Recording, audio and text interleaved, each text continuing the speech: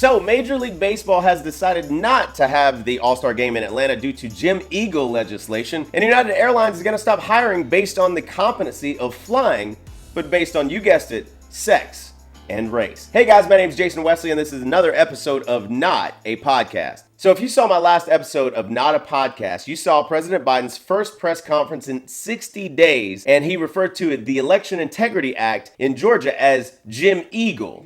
This makes Jim Crow look like Jim Eagle. I mean, this is gigantic. Now, when I heard it, I was like, what the, who, Jim who? Am I supposed to know this person? Not everybody in the community, in the Hispanic and the African American community, particularly in rural areas that are distant and or inner city districts, know how to get online. And among the other weird and racist claims the administration has made, like voter ID is racist, he said that the new election law ends voting hours early. Deciding that you're going to end voting at 5 o'clock when working people are just getting off work.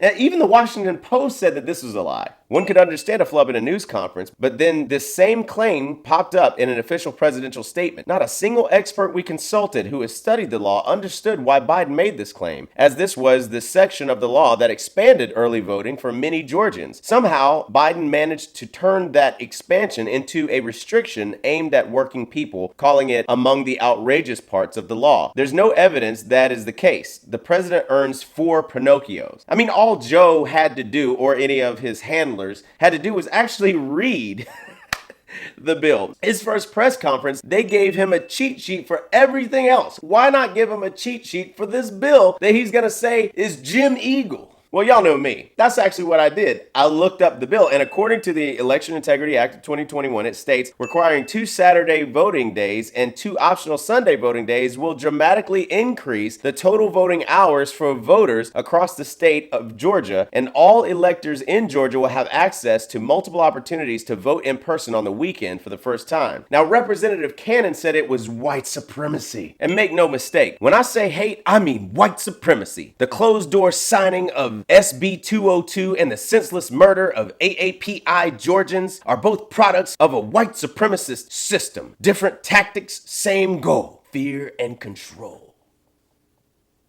Now, here's what the bill actually does. ID is required not just for in-person voting, but also for mail-in voting. Previously in Georgia, a form of identification was required for voting in person, but not for voting absentee by mail. The county registrar's office or Georgia's Department of Driver Services can issue free state ID cards. When a voter returns an absentee ballot, he or she can also provide the last 4 digits of their social security number in place of an ID number. Free.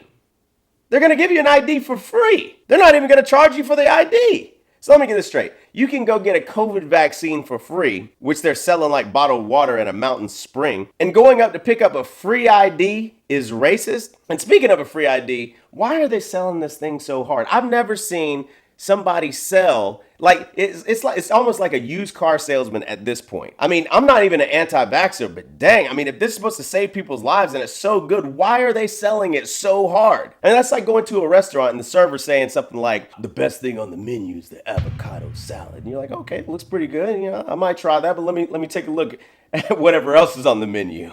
No, you need to get the avocado salad. Well, I mean, I might get the avocado salad. You need to get the avocado salad. And you need to make sure that everybody else around you gets the avocado salad, because if you don't get the avocado salad, that means you don't care about the chef. You don't care about his family. You don't care about...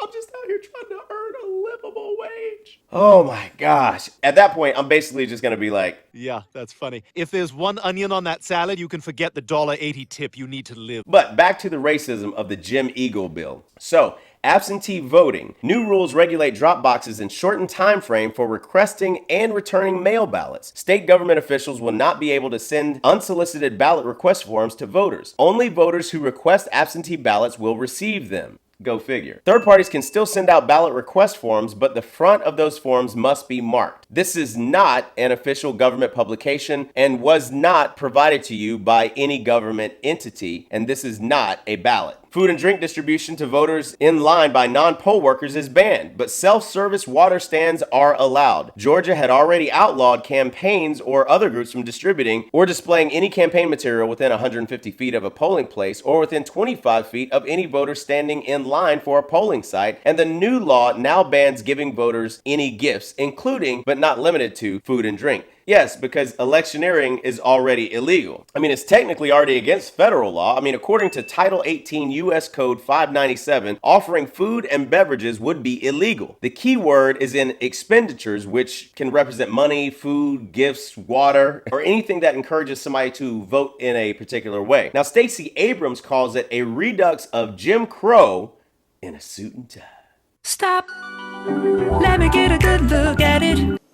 Well, first of all, I do absolutely agree that it's racist. It is a redux of Jim Crow in a suit and tie. According to Rasmussen, 75% of American voters support voter ID laws. The majority of whites, 74%, blacks, 69%, and other minorities, 82% say voters should be required to show photo identification before being allowed to vote. Voters under 40 support voter ID laws more than do older voters. So because nobody does due diligence and everybody's scared of being canceled now, the Major League Baseball commissioner decides to pull the All-Star game out of Atlanta. Even former President Obama weighed in because he still has a Twitter account. Congratulations to MLB for taking a stand on behalf of voting rights for all citizens. There's no better way for America's pastime to honor the great Hank Aaron, who always led by example. In an attempt to be not racist or anti-racist, as Ibram Kendi would like to put it, they did one of the most racist things by moving the All-Star game from 51% black Atlanta to 9% black Denver.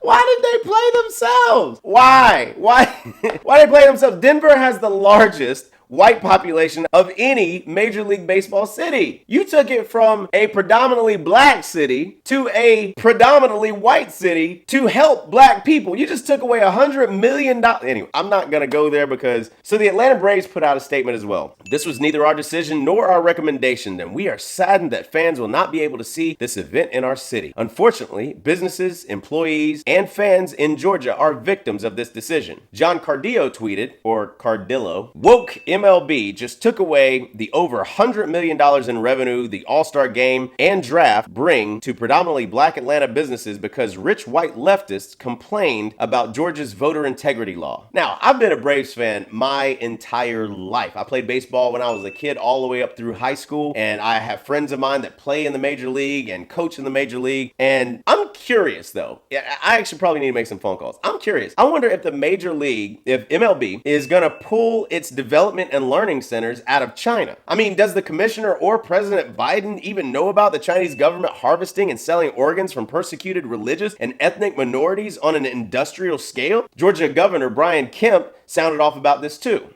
Even the Washington Post has given President Biden 4 Pinocchios for his false attacks on our new law. Not to mention that his own home state of Delaware has no early voting. This don't have anything to do with anything, but when I watched this video, I laughed at Santa Claus doing sign language and the way he thinks about and says Pinocchio. Watch that. So stupid. Not to mention that his own home state of Delaware has no early voting. Anyways, I could go on and on, but I gotta mention United. So United Airlines says that they want half of their pilots to be women or people of color. I am done with that people of color garbage. That terminology. It's anybody other than white. Just say it. Just anybody other than white. You know what? We just gonna be racist. Anybody other than white, right? It started out black people, and then other people got, well, what about us? We light skinned. Oh, what about us? We, yeah. People, of course, of minorities. Oh, all of a sudden minorities. Anyways, anybody other than white. Now, by and by, we were called Negroes, and after a while, that name was banished. Anyway, Negro is just how you say black in Spanish. Then we were called colored. But yet everybody's one color or another, and I think it's a shame that we hold that against each other. And it seems like we reverted back to a time when being called black was an insult. Even if it was another black man who said that a fight would result, because we've been so brainwashed that black was wrong, till even the yellow niggas and the black niggas couldn't get along. But then came the 1960s, when we struggled and died to be called equal and black, and we walked with pride with our heads held high and our shoulders pushed back. And black was beautiful. But I guess that wasn't good enough. Because now here they come with some other stuff. Who comes up with it anyway? Was it one or a group of niggas just sitting around one day? Feeling a little insecure again about being called black and decided that African American sounded a little more exotic. Well, I think you were being a little more neurotic. It's that same mentality that got Amos and Andy put off there because they were embarrassed about the way the characters spoke. And as a result of that action, a lot of wonderful black actors ended up broke when we were just laughing and having fun about ourselves. So I say, F you if you can't take a joke. You didn't see the Beverly Hillbillies being protested by white folks. And if you think that being called African American sets all black people's minds at ease, since we affectionately call each other nigger, I affectionately say to you, nigga, please. Anyways, at least half of the 5,000 students United hopes to train by the end of the decade will be women and people of color, the airline said. Currently, about 7% of United's pilots are women and 13% are people of color. Well, that's one airline that I will not be flying on, okay? I mean, I could give a damn about your race or your ethnicity. Half of y'all have never seen the pilot. Like, you don't know who it is when you're walking out of that plane, dragging your stuff, trying to get it together, get that mask on, get your kids, come on. And they're like, have a good day, it's good seeing you. You know, they're saying goodbye. Maybe the pilot's there, maybe it's the other pilot, maybe. You don't know, it'd just be a random person in the jump seat. You don't know. Do you care? No, what I care about is, can you land this plane? Can you take off? Can you take off? Can you land? Listen, even Sully landed on water. Like, he's cool with me. Oh, is it because he's white?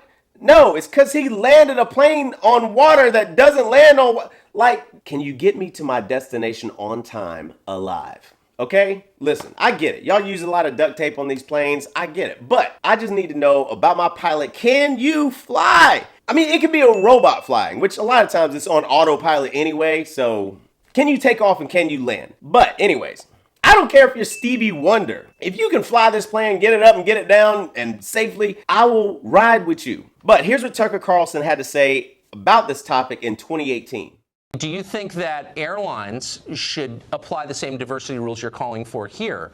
That they shouldn't take the people who score the highest on the pilot tests, but that they should hire also on appearance, the way people look? Every workplace, whether you're talking so about pilots do heart airlines surgeons or too? federal agencies, should hire the best, but should place a premium on diversity.